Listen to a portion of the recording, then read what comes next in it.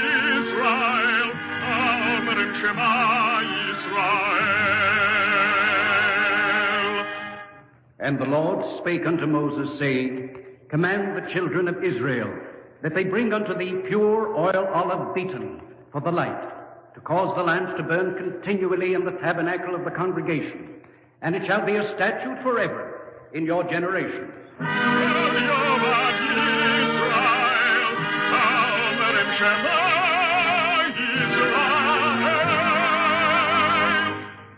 The Eternal Light. The National Broadcasting Company and its affiliated independent stations present The Eternal Light, a program which comes to you under the auspices of the Jewish Theological Seminary of America. Our program today, The Seed and the Dream, was written by Morton Wishengrad and is presented in commemoration of the Theodor Herzl centennial year.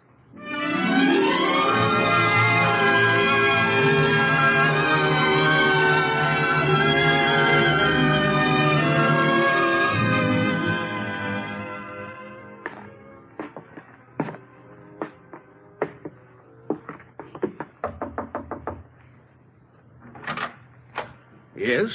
What do you want? Excuse me for troubling you. My name is David. Well? Oh, perhaps you do not understand. I am Benjamin David. What about it? Didn't I tell you? Didn't who tell me what? You were living in my house. Oh, none of that, my friend. This house belongs to me. I paid the Germans 60,000 marks for it. I've got a bill of sale. You bought my house from the Germans? That's right. I bought this house during the occupation. They sold it to me. But they sold what wasn't theirs to sell, nor yours to buy. My own house was bombed. A man has to have a place to live, doesn't he? The 60,000 marks was everything I had. Do you have 60,000 marks? Well, no, I don't. Even if I had, why should anyone pay for what is already his? You people certainly have a problem. I don't like to be a problem. Well, that's how war is. Yes, you're right, sir. Only for you, the war seems to have stopped. I wish I could help you. But you know how it is. I know. I want you to know I don't have any grievance against you. You're a generous man, Mr. David. Am I? Well, perhaps it's easier for people who have nothing to be generous. Good day, sir. Good day to you, Mr. David.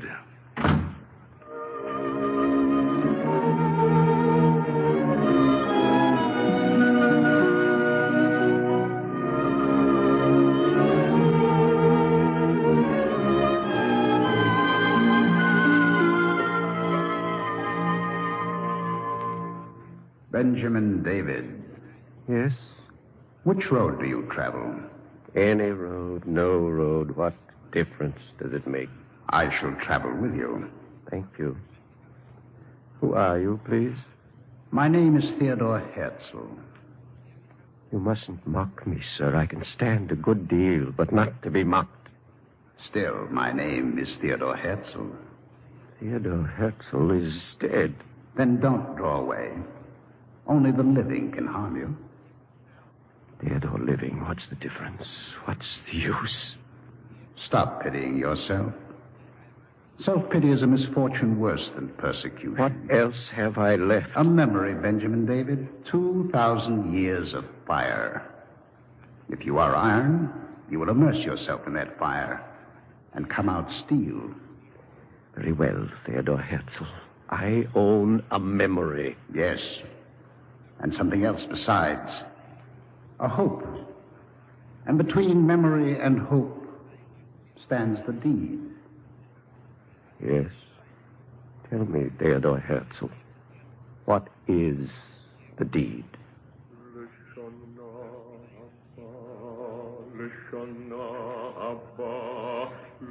Can you hear him, Benjamin David? He sings the promise of Zion, the prophecy of Ezekiel, the daily pledge of the prayer book.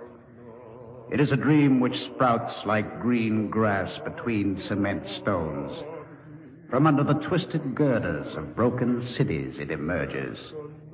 It rises on the four winds.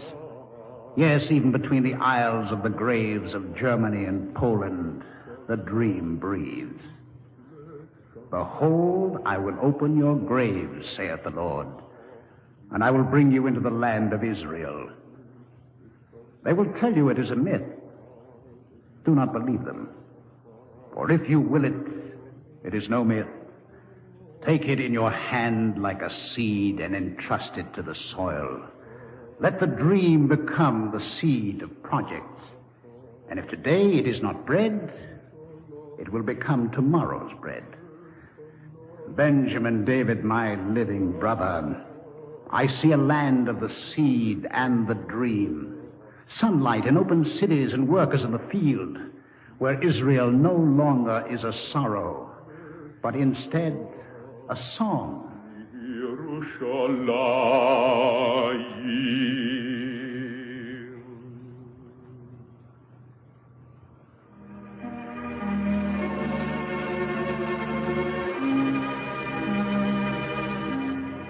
Benjamin David, how does a dream begin? In sleep. On a day in the year 1895, I, Theodor Herzl, Paris correspondent for the Neue Freie Presse of Vienna, author, playwright, man of the world, was fast asleep. And on a day in January, I stood on the parade grounds of the École Militaire and beheld 4 soldiers conduct a man called Dreyfus before his commanding general.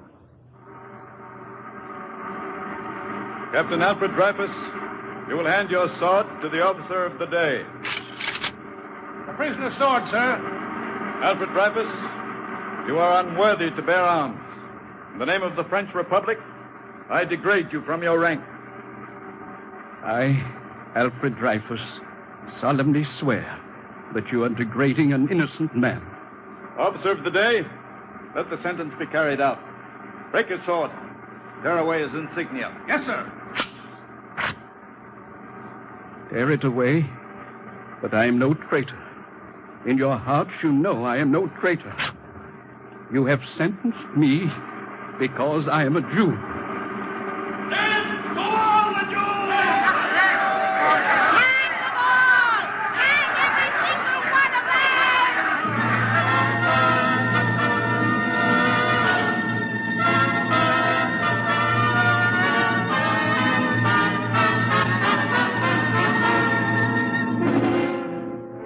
Was a shout, my brother. A shout to awaken the sleepers. This was happening in the most civilized country in Europe.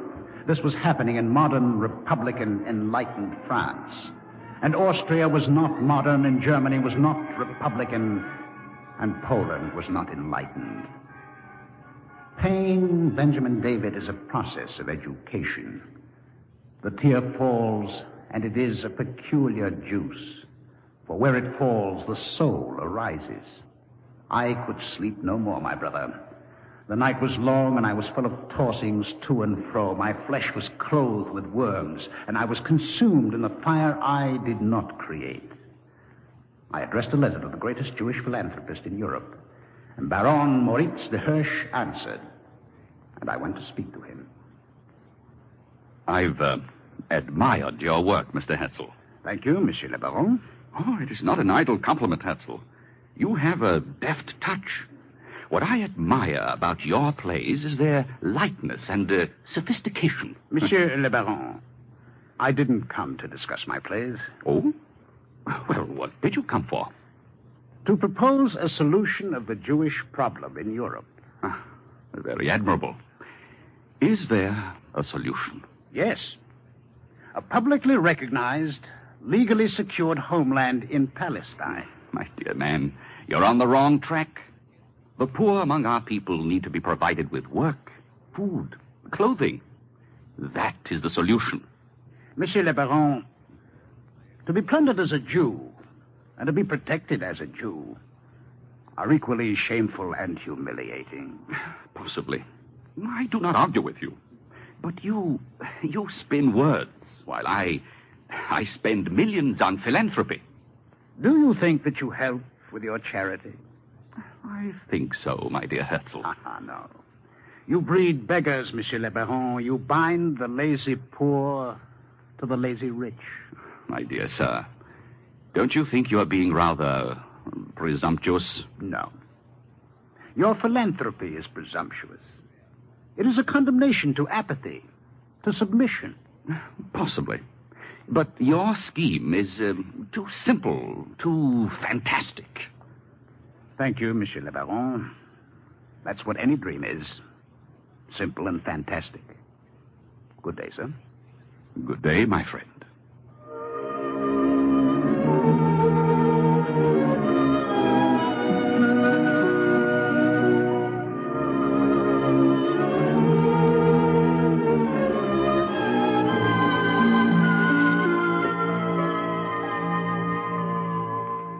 Baron Rothschild will see you, sir. Come this way.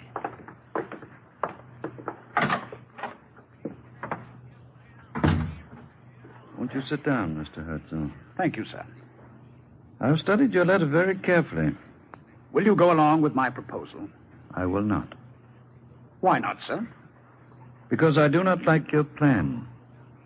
Why not, sir? Mr. Herzl, you cannot build without a firm foundation. Baron Rothschild, I place this book on your table.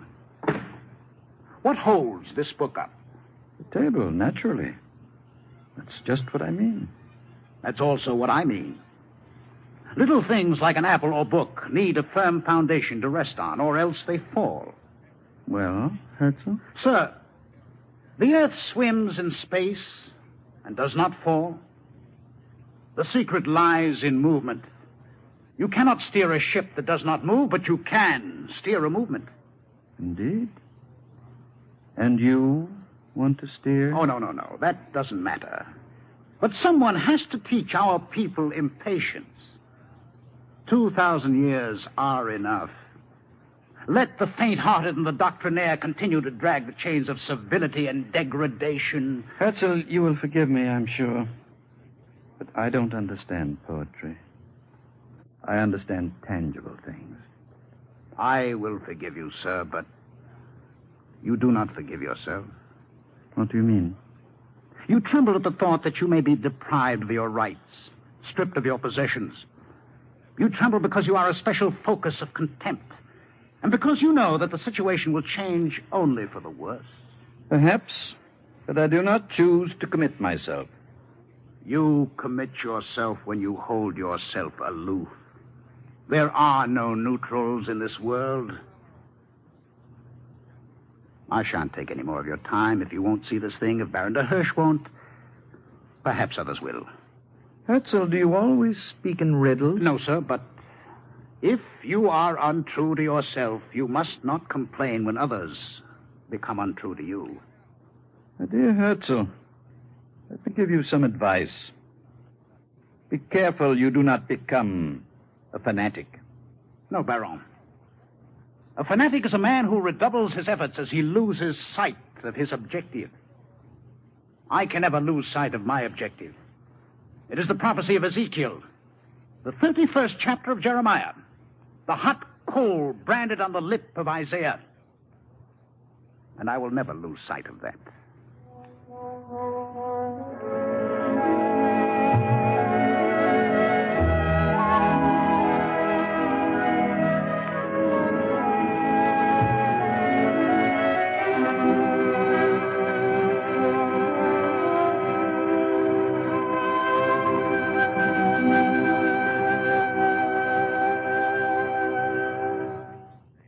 So, you are this new Tempest of Zion.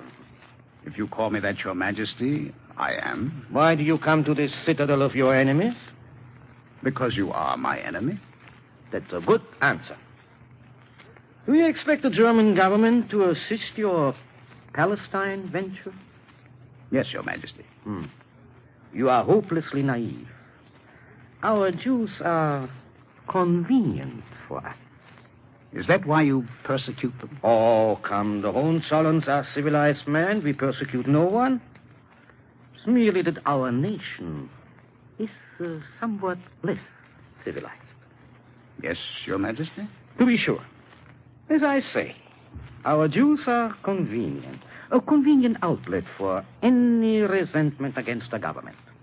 When trouble starts, there are always your people to blame. You'd be surprised how many revolutions it avoids. You see that, don't you? I'm afraid that I do. Incidentally, my friend, how do you expect to lead your people to this promised land? The way Moses led them. With a hymn. Between us, my dear Herzl, you're talking of a flag. And what is a flag? A bit of colored rag, tacked to the end of a stick. But men die every day for such rags and such sticks. You are very amusing. I like you, Herzl. I'd even like to help you.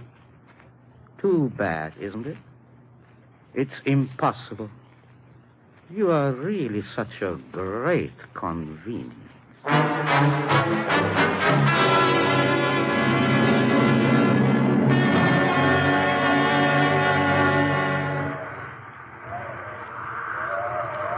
Benjamin David, where are you? Here. Theodore Herzl, listen to the wind. It blows cold. You haven't understood what I am saying. This is a road to be traveled. Walk further, walk to the end, Benjamin David. The road winds over the borders and beyond the seas to Zion. A man can't walk a road by himself. I am with you, Benjamin David. But you are dead. In Poland, in France, in Romania, even in Germany, there are some that are not dead. They might just as well be dead. Homeless, like me, what's the good of it all? To endure, to suffer, to see yourself liberated, and for what? For further misery? Stop pitying yourself. Get up and march. I'm too weary. If you can't march, at least stand. Stand on your feet. All right, I'm standing. But the wind is still cold. Face it. Stand into the wind and open your prayer book. What for? Benjamin David, I remind you who you are. Open your prayer book and read. On your feet and read the words. O Lord, sound the great horn for our freedom. Lift up the ensign to gather our exiles, and to Jerusalem, thy city, return in mercy. Rebuild it soon as an everlasting building, and speedily set up therein the throne of David. Blessed art thou, O Lord, who rebuildest Jerusalem. I have finished. You are not finished. You cannot be abject in prayer. The word is not to be denied. The word, Benjamin David, is Torah Chaim, the living word and the living law that is no longer imprisoned in a book. Yes, you're right, Theodore Herzl. I shall walk further. Let us go on. Yes, let us go on. With the words of the daily prayer of Israel again in your ear, let us traverse the bridge from the memory to the hope, from the dream to the seed and the fruit of the seed, and travel as straightforward men. Benjamin David, your progress will be laborious and full of affliction, but prove your courage and your steadfastness, for you cannot repudiate your bond. I took the first step, Benjamin David. In the year 1897, I met with Max Nordau to begin the deed that stands between the memory and the hope. You're sure about this, Herzl? We will call a Congress, the first Congress since the dispersion. They will say you are mad. You are going to publish openly to the whole world that the problem of the Jewish people must be solved by the Jewish people? Yes, Nordau. A people striving for existence, for honor, for liberty. A people who wish to mount to a higher grade of civilization, to forge an opening for the coming of social justice. Who wish to weave progress for mankind on the loom of their suffering. You will be opposed, Herzl. Yes, we will be opposed by our own people, but not by our poor who are naked in their desperation. And no doubt to achieve anything at all is difficult for those who are not a little desperate. Issue the call for the Congress.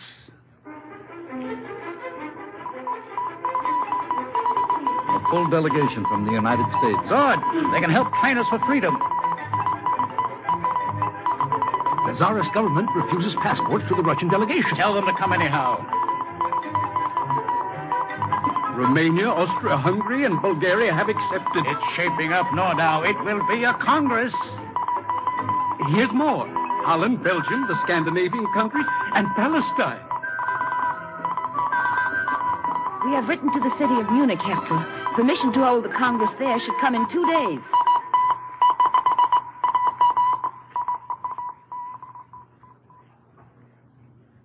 Has word come from Munich? Yes. The city of Munich has offered us a hall and has given us welcome. Good. Nordau will leave tonight to make the necessary preparations. I think you had better not, Herzl. Better not, did you say? Yes. The Jewish community of Munich has just petitioned the municipal government to rescind its invitation. This is a bad time to joke. No, it's true. They think it might offend their good neighbors. But the Bavarian government approves, you say? Nevertheless, the Jewish community opposes holding Congress in Munich. Herzl, we can fight anyone but our own people. They must be insane. Don't be upset, Nordau. These people go to their synagogues every day. They recite the prayer for Zion in God's name. But they mean anything but Zion. It's curious how men will belong to Judaism and fight it at the same time. What are we to do? Transfer the Congress to Basel, Switzerland. There's still time, Nordau. Herzl, I'm remembering what you said to Baron Rothschild. If you become untrue to yourself, you must not complain if others become untrue to you.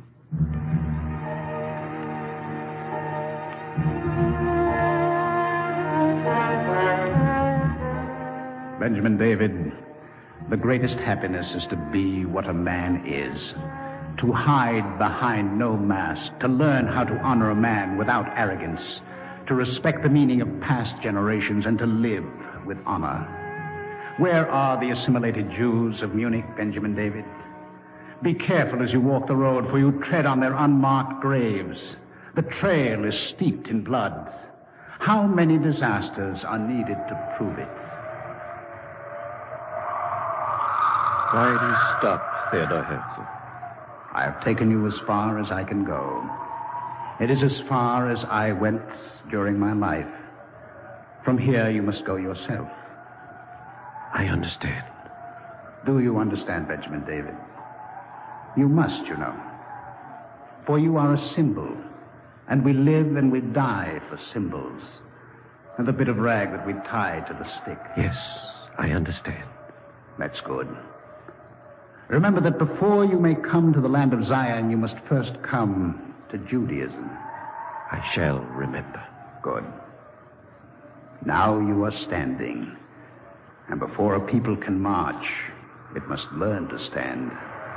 Theodor Herzl, a wind is blowing. It is your legend. No, it is the voice of Ezekiel and the sentence of Jeremiah. Rachel weeping for her children and the Lord answering, thy children shall return to their own border, for there is hope for thy future. Say to the world, Benjamin David, say it for me and for yourself.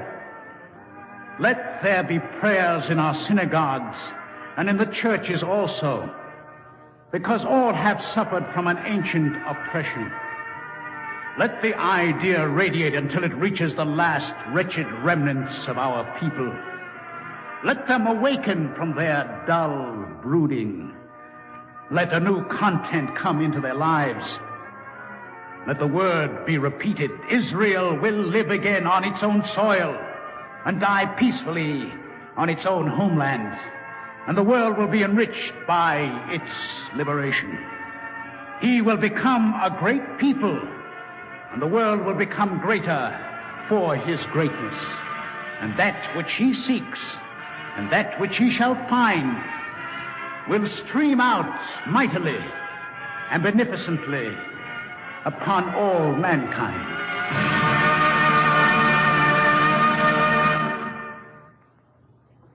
And now we take great pleasure in presenting Dr. Emanuel Newman, Honorary President of the Zionist Organization of America and Chairman of the Theodore Herzl Foundation. Dr. Newman. In this, the 11th year of Israel's independence, 2 million Jews, once buffeted by fate, are now enjoying the fruits of Herzl's vision in dignity and freedom. The 100th anniversary of Herzl's birth will be celebrated in Israel as a great national holiday. For the Jewish state would not be a reality today, but for the statesmanship and creative genius of its prophet and progenitor. And throughout the Jewish world, the day will be observed with reverence and gratitude.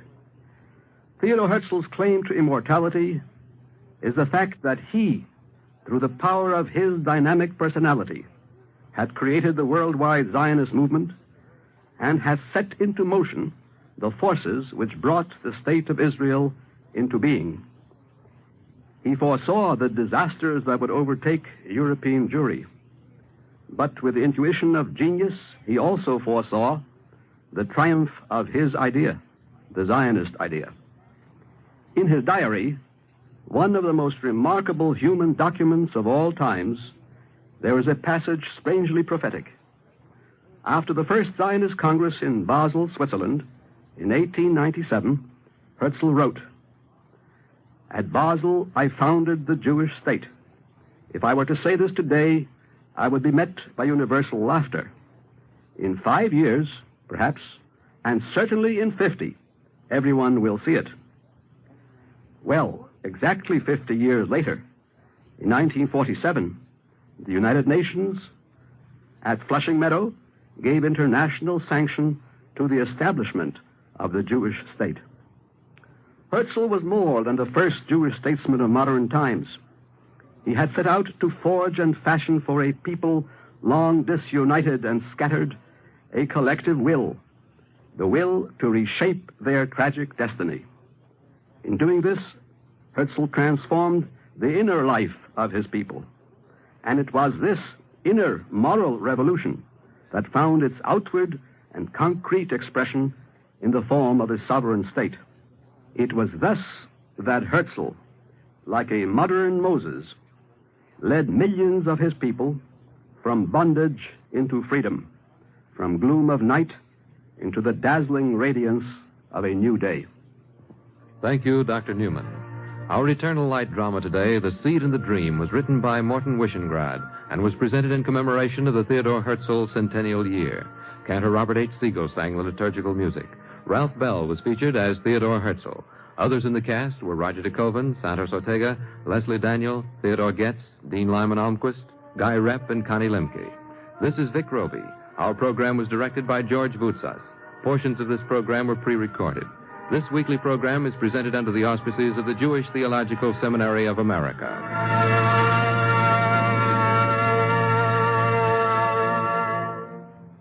This is the NBC Radio Network.